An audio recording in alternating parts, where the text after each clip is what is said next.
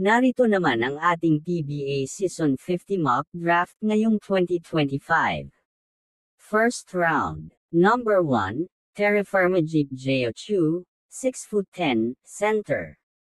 Lehitimong bigman na may karanasan sa gilas, sa wakas ay nakakuha ng defensive anchor at inside presence ang Terraforma.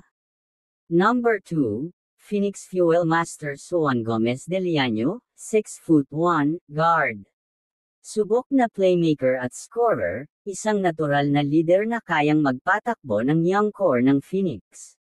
Number 3, Blackwater Bossing Jason Brickman, 6' point guard. Veteranong Phil-M guard, elite passer at steady decision maker, perpekto para sa isang muling pagtatayo ng koponan na nangangailangan ng katatagan. Number 4, Northport Batang Pierre Will Gozum, 6'6", forward. Athletic at skilled forward, maaaring maka-score sa loob at labas, solid na pyesa sa frontcourt. Number 5, NLEX Road Warriors Chris Kuhn, 6'5", guard, forward. Swingman na may malakas na depensa at kakayahan sa pag-shot, nagdaragdag ng versatility sa perimeter rotation ng NLEX.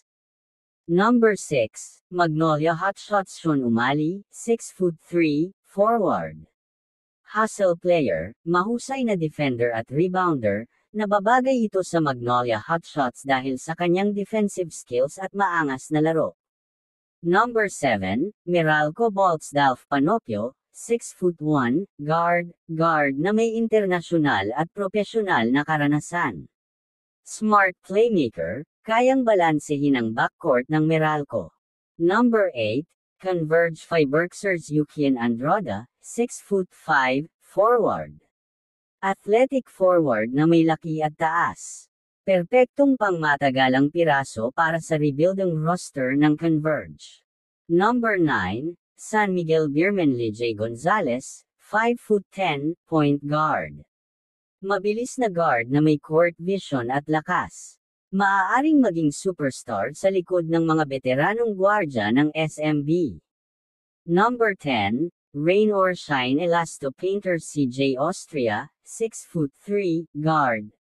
Two-way wingman mula sa Lasal, gustong-gusto ni Yeng Giao ang mga high motor na manlalaro, at akma si CJ Austria dito.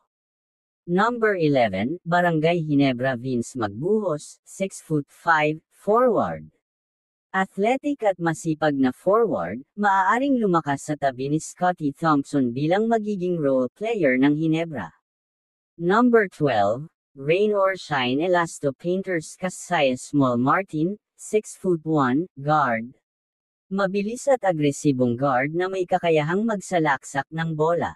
Ang Rain or Shine ay nakakuha ng isa pang energizer sa backcourt.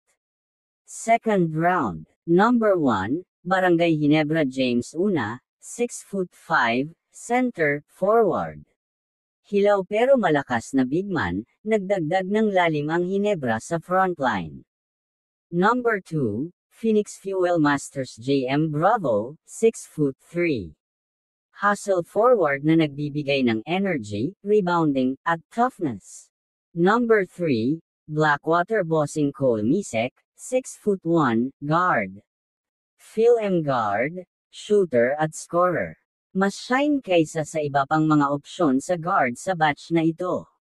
Number 4, Northport Batang Pierre John Barba, 6'2", guard. Slash ang guard na may scoring instincts. Nagdadala ng instant offense sa wing. Number 5, NLEX Road Warriors JC Cruz, 5'9", guard. Maliit ngunit walang takot na guard, spark plug scorer na makapagbibigay sa NLEX ng pagbabago ng kanilang run. Number 6, Magnolia Hotshots Kobe Monhey, 6'4", forward. Mabangis na defender at rebounder. Nagdaragdag ng lalim sa mga forward spot ng Magnolia. Number 7, Meralco Bolts Jeremy Robinson Jr., 6'2", guard. Athletic scorer na may potensyal, ma-develop siya ng Meralco bilang combo guard. Number 8, Rain or Shine Elasto Painters Mario Barasi, 6'7", forward, center, laki at haba sa paint, ang isang malaking katawan na si Yang Giao ay kayang hubugin. Number 9, Converge Fiberxers Jason Strait, 6'4", guard, forward. Feel foreign prospect na may good size sa wing, pangmatagalang proyekto para sa Converge. Number 10, Rain or Shine Elasto Painters James Tempra, 6'4", forward. Defensive forward na nagbibigay ng pagsisikap at katigasan. Number 11, Barangay Ginebra Lian Ramiro, 5'11", point guard. Smart floor general. Maaaring matuto sa ilalim nina RJ Abarientos at Scotty Thompson. Number 12, Rain or Shine Elasto Painters Aaron Flowers, 6'4", guard. Feel foreign wing na may kakayahan sa pag-score, nagdaragdag ng lalim ng perimeter sa Rain or Shine Elastro Painters. At yan ang ating PBA Season 50 mock draft ngayong 2025. Pareho ba ang inyong mock draft dito? Komento nyo lang ang inyong mga opinyon at pag-uusapan natin yan, at kung umabot ka naman dito paki-subscribe mo naman ang ating channel para updated ka sa mga bagong upload natin dito. Yun lamang po at maraming salamat po sa inyo.